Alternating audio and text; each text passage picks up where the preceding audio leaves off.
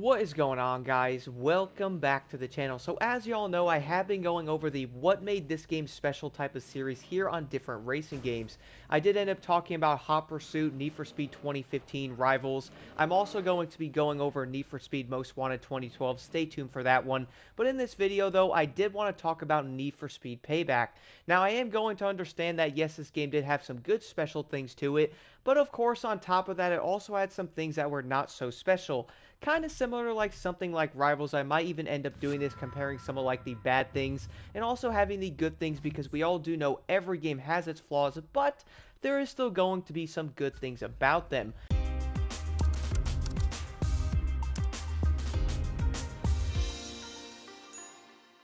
Now, the thing about Payback, though, is I do understand this game came out back in 2017. We're now in 2025, so yeah, the game is going to be 7.5 or over 7 years old, ever coming up to like 8-ish. But either way, though, it's still going to be a fairly old Need for Speed game. I don't know if players are still going to be playing Payback as much as the other ones. Do let me know in the comments below, guys, if you're still jumping back into Payback, playing it here and there. I do know a lot of players might be going back to something like 2015. I would say out of all the old Need for Speed games I have been playing a bit, I would actually say I think I see more people in 2015 more than anything else. Like jumping into Rivals, I don't think I've seen anybody on that game in a very long time. Playing Payback online and stuff, I think I saw like one or two people messed around like the airport and all that, but normally in this game I was always like a single player type of player, to where I would do the races, mess around, level up and stuff like that, which I'll get more into that here in a second. But that was always something I enjoyed doing in this game. Now, I would also say a lot of players are most likely going back to Need for Speed Heat, which I'm also thinking about doing a video on that game. I think for the modern Need for Speed era, that is still probably one of my favorites. Now, the thing is about Payback, though, I feel like a lot of players enjoyed the game, but, well, they probably also did not. And you know what? I have to admit, this game has some good things about it, but there's also some things I just did not understand the thought process on.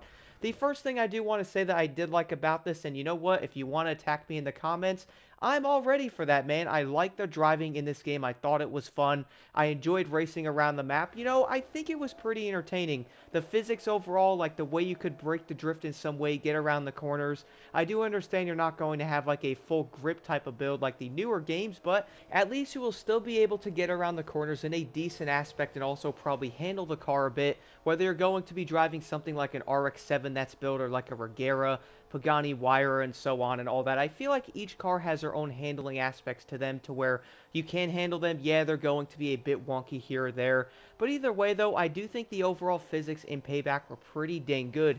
In fact, I even thought about doing a video going over all the recent Need for Speed games and talking about the handling model in each of them. And speaking of the entire handling model, there's also something else I really liked about Payback that my friend also agreed with, and I'm curious to know your thoughts on.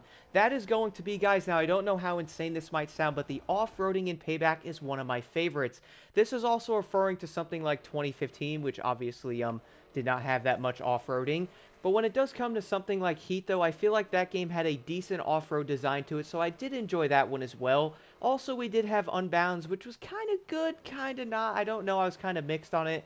We also had no off-roading in something like Rivals and all that, and also Most Wanted 2012, so kind of hard to compare those, even though you really can't say those are modern era type of Need for Speed games. But either way, though, I feel like this game's off-roading was so dang good. Some of the off-roading builds, which preferably, guys, one of my favorites was the Ford Mustang with a lift kit, bigger tires, a cool bumper on the front. I love builds like that. I think it's so dang dope. And I do feel like the off-roading feeling in this game was pretty dang good for the most part. Like, yeah, you probably can't go the full top speed of some of the cars off-roading, but overall, though, the physics of it, going around the turns, hitting jumps, felt pretty dang good for a Need for Speed game. I do understand this is not going to be like a WRC game or something, so like, yeah, the physics are probably not going to be all that. Who knows, I might even do like an off-roading like comparison from like this to like Heat, maybe even Unbound and stuff like that, because I thought Heat was pretty good. But you know what's insane though? Even playing Heat for a bit, I would then jump back onto Payback, and I just like the way the off-roading was in this game even more. So I would probably say that's going to be on the good side of how special this game really was.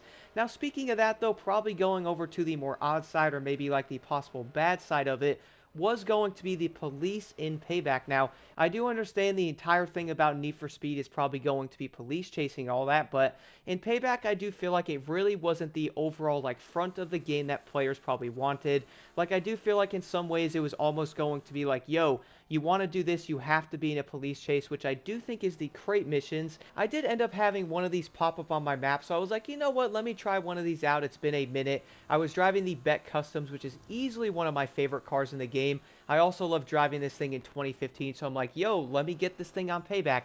Definitely didn't disappoint, but when you are doing a crate mission though, there is going to be police following you around. Now, there's a few things I like about it, but also with that, guys, I do understand the police in Payback aren't just driving around and stuff like that. And if you are wondering what I mean by this though, if you are playing Payback, you're not going to be seeing like police driving around the entire map like you would in something like 2015 Heat and even something like Unbound. So if you're looking to get in a police chase, it's almost going to be forcing the aspect of the event that you are doing, like for example, the crate missions.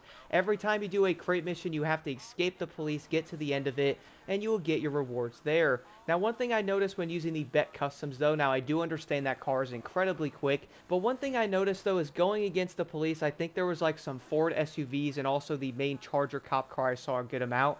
Going against them, though, really wasn't all that difficult. You can run into them, probably take around half their health away if you hit them. Also, keeping in mind, your car itself doesn't have a health bar like you pretty much have in every other Need for Speed game. So again, it's basically going to be, okay, let me wreck them. If you're driving a slower vehicle or something, then yeah, you're probably going to notice the police are going to be a bit quicker. But again, you can damage them so easily, which is something I liked about it. Like if you were hitting the cops in other games, you might hit them. Barely any health is going to get taken away, or you're going to lose like a quarter of your health hitting them. And you know what though, that did kind of annoy me a bit playing like different Need for Speed games where you run into the cop, you lose most of your health hitting them. Like I understand you have to take some type of damage, but really a quarter health, man? This is something we also saw in Rivals, which I do think that's why players most likely didn't like it. If you run into something, you lose most of your health, you're like, okay, let me go find a gas station. But luckily in Payback though, when you are doing the crate missions, you do not have to worry about losing health in any of those. You pretty much have to survive the police. You could do a ton of damage to them, especially if you're driving a faster vehicle. Now, I do understand a lot of players might look at the police design in Payback and go, yo, this is kind of terrible. And you know what? In ways it kind of was, because it was so dang forced depending on what you were doing. A lot of players probably want to have the police driving around to where you can get into police chases, but in this game it was going to be a tad different with the way they did end up doing it.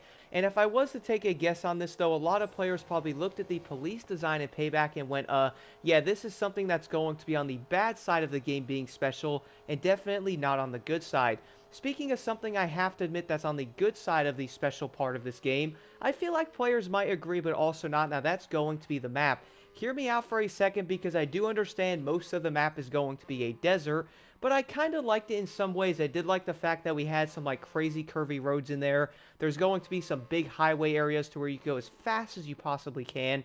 Then we also had the main city part, which I do understand this is going to be like Vegas, so it is most likely going to make sense having that crazy Vegas type of like city area. Then you're going to have like all the desert places with off-roading and stuff like that. Like in ways it kind of makes sense, man. But I also feel like players did not like the way the map was colored or like the design of it. Do let me know your thoughts on that in the comments, guys. I do understand I might get attacked for that one, but I kind of enjoyed the map, even though there was some flaws to it. Like, yeah, it's going to be a huge open desert. There's not a ton of detail to it. The final thing I did want to talk about here in Need for Speed Payback was easily going to come down to the card system. Now, I did end up talking about this in the other videos I made for Payback, to where like playing it in 2024 and stuff, but I had to include this into this game because we're talking about the good things that are special and also the bad things that made this game special in a bad way, right? And we could probably all agree the card system was easily on top of it. I mean, heck, you basically had to design that vehicle around an RNG lottery system. Whether you're going to be able to get something like top speed or like the acceleration, then you're going to go for nitrous, even airtime or landing, like jumping and all that, brake response, braking power, and all that stuff. Like a lot of players are like, okay, well, let me go over here and try to get a card. The issue with it is it was fully RNG based on that aspect, man. I have to agree, it is kind of annoying, and it was definitely an odd way to do it. A lot of players would probably prefer to be able to go buy their parts instead of having an RNG system with how you get them. And this is also a reason why I think so many people did not like Payback. Like even looking at the positive things, whether you like driving in it, you might enjoy the map, you might like driving different vehicles, customizing them. The overall like part system, maxing a vehicle out, getting something that is perfect, can definitely be insanely annoying when it's based on an RNG system. This is also something I was noticing that players loved about Unbound or even something like Need for Speed Heat, to where you go in there, you buy the parts like your engine, your ECU, turbo, you add that, the car is maxed out, there's no RNG basis to it. That is easily the best way to do it, like something like Payback to where it's RNG based. We even have that in Motorfest. I've been noticing players aren't the biggest fan of it because you're going there, you're getting gold parts or something, but they're not the one you need, and it's going to be based on a luck factor instead of just buying the parts, which I really do think ended up hurting Payback so dang much. The thing is, yeah, you could probably go grind a few races out, which I will show one of the races in the background, at least where this one is, probably the best one I did end up grinding out, to max out over 100 vehicles in the game. Are they going to be the best rolls? Well, no, because I did not want to grind that much for them, but I wanted decent parts, so that way my cars are going to be quick enough and at least a maxed out type of like top speed or acceleration, decent nitrous, and all that good stuff on them. I really wasn't trying to have like 3 things in each category, having everything maxed out. That was just going to take way too long, and also that's probably why players hated it, because you had to level up the actual like reputation thing, which I do think from that one race was over 400,000 reps, so 3 of them is going to level that up once you then get like a shipment. You can get anywhere from like 3, 4, 5, 6 tokens out of that every time you open one. So if you stack like 10 or 15 of those, then yeah, you'll probably have like 50, 60, 70 tokens to where you can go after parts and all that. But even with RNG though, man, it's still going to be so dang annoying because you're going to have different cars you can get that have a bonus in them. And you know, I did figure a good way to show this though is going to come down to the speed cars itself on how this does end up working.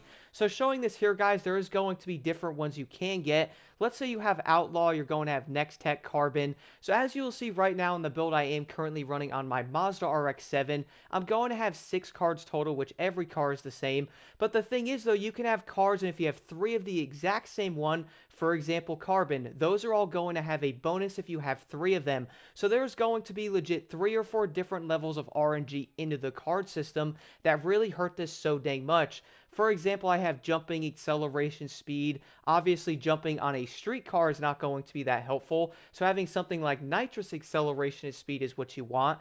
Then you can also have something like speed on this one, or even braking response. You guys will notice my ECU one here is going to be a tad worse. You can change that one and add something like this one to it. But guess what though? I am then going to lose my braking response there. So if you are racing or something like that, you want better braking, you are going to have to go back into there and try to grind one of these out. I think that's Ghidorah, something like that. Probably pronounced it wrong. But you're going to have to get an ECU part in purple with the build you are looking for, man. Like, it really is going to be a crazy RNG system that just honestly doesn't work all that great, especially in a racing game.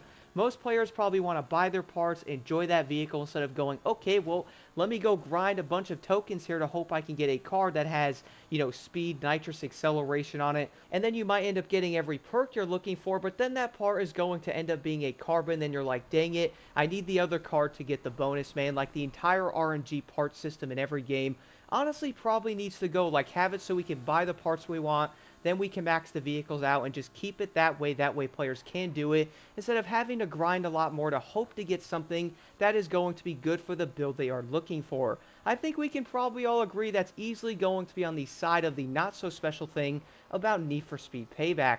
Overall though, guys, do let me know your thoughts on this in the comments below, and do let me know what y'all think was special about Need for Speed Payback in a good way, and also some of the not so special things about it. For me, if I'm going to be on the positive side, I really did love the driving in the game. I thought the handling was pretty decent, and for me, I love the off-roading so dang much. Car customization was pretty good. Being able to cruise around the map was a great time. The races were pretty dope. Like, I have to give credit where it is due. But we also have to look at the bad side, which I would probably say that, yeah, the game was bland in some ways, whether it's like the graphics, or maybe something of the coloring of the map, maybe even like the textures of it. And we all do know the overall police design definitely had a lot of mixed opinions. The final part that's going to be the not so special part of Payback is, well, probably the most obvious thing of all of them. That is going to be the overall RNG card system to max your vehicle out or get the best build possible. Again, guys, let me know your thoughts in the comments below. Was Payback going to be special, or was it not so special, and what made it great or not so great compared to other Need for Speed games?